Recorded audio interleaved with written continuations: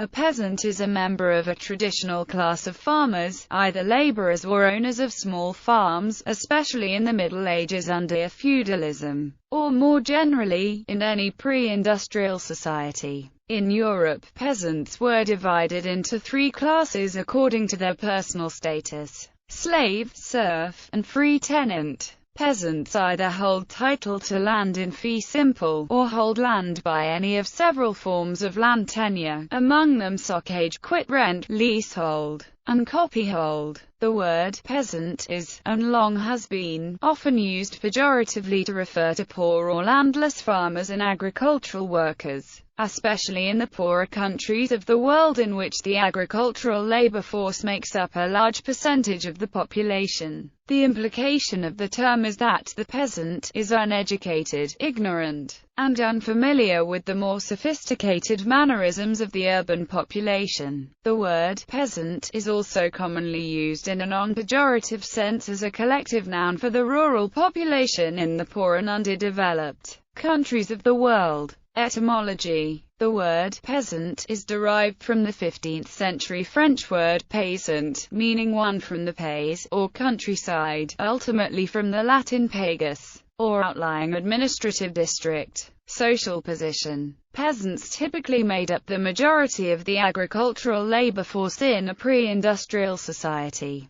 The majority of the people in the Middle Ages were peasants. Though peasant is a word of loose application, once a market economy had taken root, the term peasant proprietors was frequently used to describe the traditional rural population in countries where smallholders farmed much of the land. More generally, the word peasant is sometimes used to refer pejoratively to those considered to be lower class, perhaps defined by poorer education or a lower income. Medieval European peasants. The open field system of agriculture dominated most of northern Europe during medieval times and endured until the 19th century in many areas. Under this system, peasants lived on a manor presided over by a lord or a bishop of the church. Peasants paid rent or labor services to the lord in exchange for their right to cultivate the land. Fallowed land, pastures, forests, and wasteland were held in common. The open field system required cooperation among the peasants of the manor. It was gradually replaced by individual ownership and management of land. The relative position of peasants in Western Europe improved greatly when the Black Death reduced the population of medieval Europe in the mid-14th century, resulting in more land for the survivors and making labor more scarce. In the wake of this disruption to the established order, later centuries saw the invention of the printing press, the development of widespread literacy, and the enormous social and intellectual changes of the Enlightenment. The evolution of ideas in an environment of relatively widespread literacy laid the groundwork for the Industrial Revolution, which enabled mechanically and chemically augmented agricultural production while simultaneously increasing the demand for factory workers in cities, who became what Karl Marx called the proletariat. The trend toward individual ownership of land, typified in England by enclosure, displaced many peasants from the land and compelled them, often unwillingly, to become urban factory workers, who came to occupy the socio-economic stratum formerly the preserve of the medieval peasants. This process happened in an especially pronounced and truncated way in Eastern Europe, lacking any catalysts for change in the 14th century. Eastern European peasants largely continued upon the original medieval path until the 18th and 19th centuries. Serfdom was abolished in Russia in 1861, and while many peasants would remain in areas where their family had farmed for generations, the changes did allow for the buying and selling of lands traditionally held by peasants, and for landless ex-peasants to move to the cities. Even before emancipation in 1861, serfdom was on the wane in Russia. The proportion of serfs within the empire had gradually decreased, from 45 to 50% at the end of the 18th century, to 37.7% in 1858, early modern Germany. In Germany, peasants continued to center their lives in the village well into the 19th century. They belonged to a corporate body and helped to manage the community resources and to monitor community life. In the East they had the status of serfs bound permanently to parcels of land. A peasant is called the Bauer in German and Bur in Low German. In most of Germany, farming was handled by tenant farmers who paid rents and obligatory services to the landlord, typically a nobleman. Peasant leaders supervised the fields and ditches and grazing rights, maintained public order and morals, and supported a village court which handled minor offences. Inside the family, the patriarch made all the decisions, and tried to arrange advantageous marriages for his children. Much of the village's communal life centered around church services and holy days. In Prussia, the peasants drew lots to choose conscripts required by the army. The noblemen handled external relationships and politics for the villages under their control, and were not typically involved in daily activities or decisions. 19th century France. In his seminal book Peasants into Frenchmen, The Modernization of Rural France, 1880 to 1914, historian Eugen Weber traced the modernization of French villages and argued that rural France went from backward and isolated to modern and possessing a sense of French nationhood during the late 19th and early 20th centuries. He emphasized the roles of railroads, republican schools, and universal military conscription. He based his findings on school records, migration patterns, military service documents, and economic trends.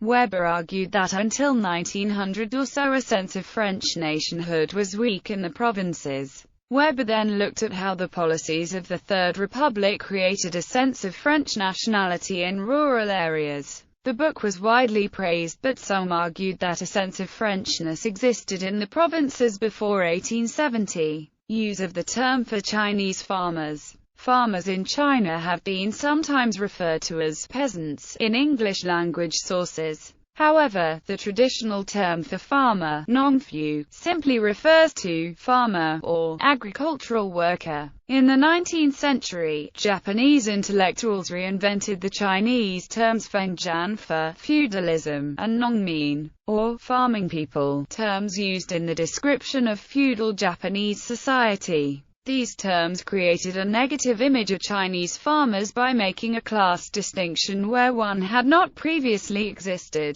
Anthropologist Myron Cohen considers these terms to be neologisms that represented a cultural and political invention. He writes, "This divide represented a radical departure from tradition." F.W. Mote and others have shown how, especially during the later imperial era, China was notable for the cultural, social, political, and economic interpenetration of city and countryside. But the term nongmin did enter China in association with Marxist and non-Marxist Western perceptions of the peasant, thereby putting the full weight of the Western heritage to use in a new and sometimes harshly negative representation of China's rural population. Likewise, with this development, Westerners found it all the more natural to apply their own historically derived images of the peasant to what they observed or were told in China. The idea of the peasant remains powerfully entrenched in the Western perception of China to this very day. Modern Western writers often continue to use the term peasant for Chinese farmers, typically without ever defining what the term means. This Western use of the term suggests that China is stagnant, medieval, underdeveloped, and held back by its rural population. Cohen writes that the imposition of the historically burdened Western contrasts of town and country, shopkeeper and peasant, or merchant and landlord, serves only to distort the realities of the Chinese economic tradition.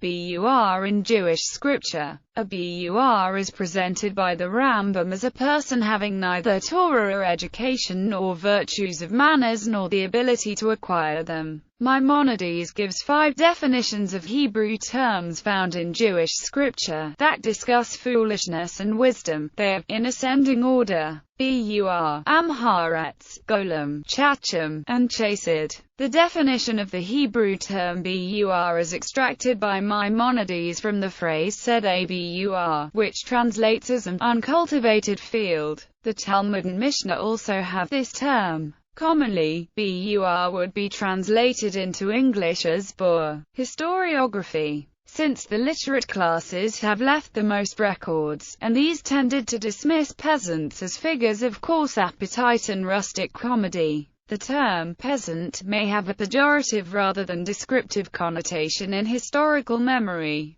Society was theorized as being organized into 3 estates: those who work, those who pray, and those who fight. The Annales school of French historians emphasized the importance of peasants. Its leader Fernand Braudel devoted the first volume, called The Structures of Everyday Life, of his major work, Civilization and Capitalism 15th–18th century, to the largely silent and invisible world that existed below the market economy. Other research in the field of peasant studies was promoted by Florian Zananieckia and Fei Xiaotong, and in the post-1945 studies of the Great Tradition and the Little Tradition, in the work of Robert Redfield. In the 1960s, anthropologists and historians began to rethink the role of peasant revolt in world history and in their own disciplines. Peasant revolution was seen as a Third World response to capitalism and imperialism. The anthropologist Eric Wolf, for instance, drew on the work of earlier scholars in the Marxist tradition such as Daniel Thorner, who saw the rural population as a key element in the transition from feudalism to capitalism. Wolf and a group of scholars criticized both Marx and the field of modernization theorists for treating peasants as lacking the ability to take action. James C. Scott's field observations in Malaysia convinced him that villagers were active participants in their local politics even though they were forced to use indirect methods.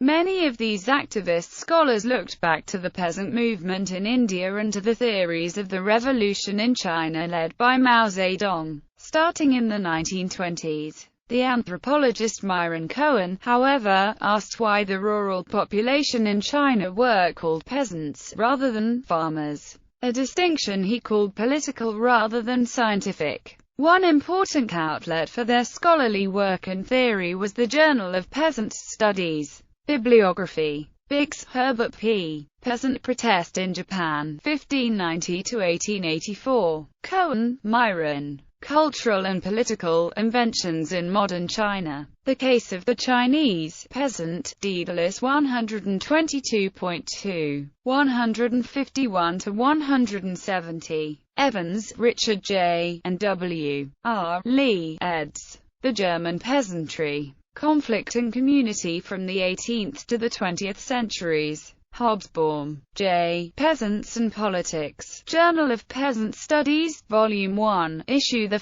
October 1973. Pages 3–22. Article discusses the definition of peasant, as used in social sciences. Macy, David A. J. Government and Peasant in Russia, 1861–1906, The Prehistory of the Stolypine Reforms. Thomas William I, and Florian Zananiecki. The Polish Peasant in Europe and America, Classic Sociological Study, complete text online free. Wharton, Clifton R. Subsistence Agriculture and Economic Development. Chicago. Aldine Pub. Co., 1969. Print, O. Wolf, Eric Carr. Peasants. Wolf, Eric Carr. Peasant Wars of the 20th Century. Recent Akram Lodi, Haroun, and Cristobal K. eds. Peasants and Globalization. Political Economy, Rural Transformation and the Agrarian Question. Barkan, David. Who are the Peasants? Latin American Research Review, 2004, Volume 39, Issue 3, pp. 270–281. Brass, Tom. Peasants, Populism and Postmodernism. Brass, Tom. Class, Culture and the Agrarian Myth. Brass, Tom, ed. New Farmers' Movements in India. Brass, Tom, ed. Latin American Peasants. Scott, James C. The Moral Economy of the Peasant. Rebellion and Subsistence in Southeast Asia.